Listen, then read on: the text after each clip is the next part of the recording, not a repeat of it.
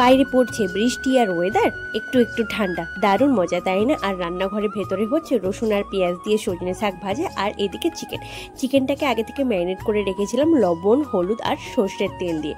তারপরে কড়াইতে তেল দিয়ে তার মধ্যে গোটা জিরে, তেজপাতা, গরম মশলা আর একটু চিনি দিয়ে তারপরে পেঁয়াজ টমেটোকে ভালো করে ভেজে নিয়ে ম্যারিনেট করা চিকেনটা দিয়ে কিছুক্ষণ নাড়াচাড়া করে তারপরে আদা আর রসুনের পেস্ট দিয়ে খুব ভালোভাবে মিশিয়ে নিলাম।